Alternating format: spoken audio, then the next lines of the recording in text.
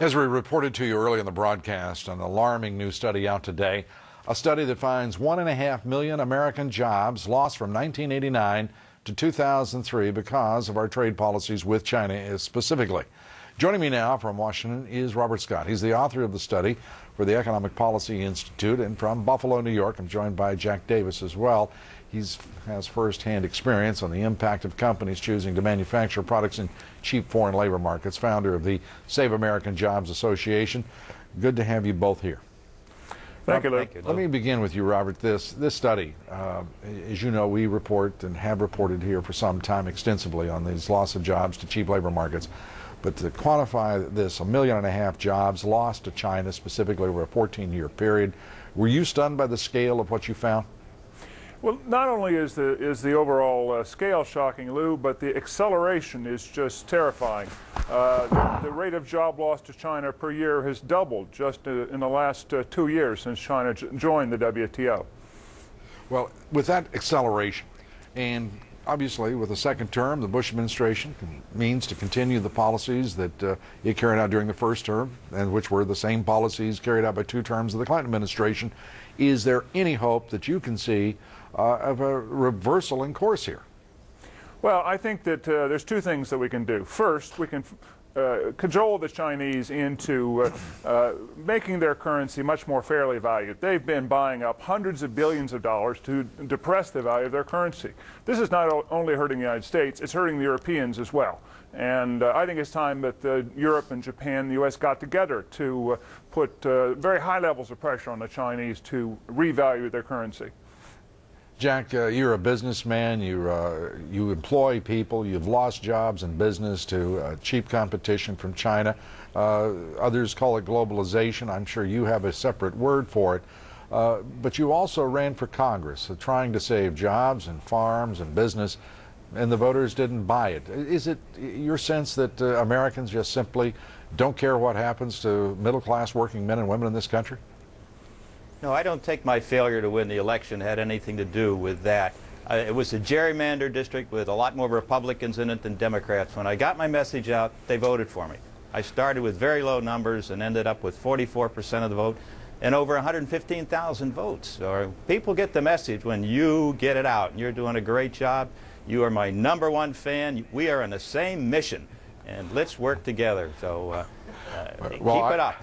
Well, I like what you're saying, but I don't think I can get involved in your politics nonetheless. No, this is Save American Jobs Association is nonpartisan. This is a grassroots organization. I've just started to get the message out, and being here tonight helps me, and it helps America. Well, let's talk. Disagree with. I'm sorry. Go ahead.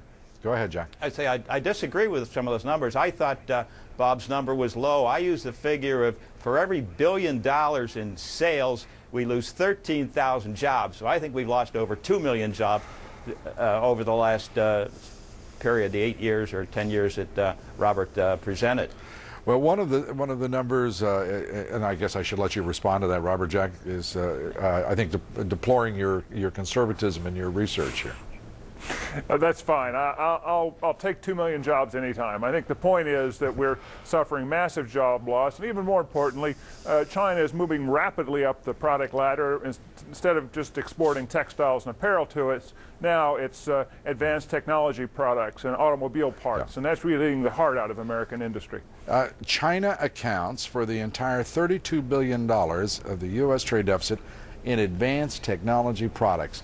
I mean, that is stunning, because many of the U.S. multinationals, economists, part of the great orthodoxy on so-called free trade, suggest we are a technology, services-driven economy, and we can't be bothered with little things like manufacturing and mid-level technology. We're more of a sophisticated than all that. That's stunning, Robert.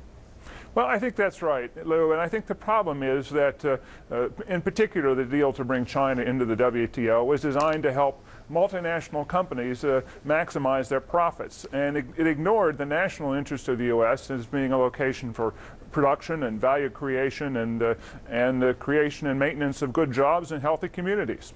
Let me ask you both. What do you think must be done right now, and I'll start with you, Jack, to reverse this trend? Okay.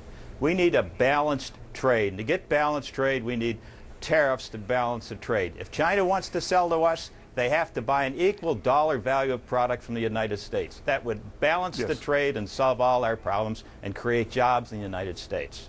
One of the other factors here that I wanted to mention, it's not just this money going overseas to China. They're coming back and buying our companies. Right. Last week it was announced that IBM selling their PC division to China, and there was an article in the Wall Street Journal indicating that they may buy Unical. These are crown jewel companies, the United States, and we're buying trinkets from them, and they're buying crown jewels of our corporations. This Jack, is I may have misspoken earlier. I may be able to get involved in your politics.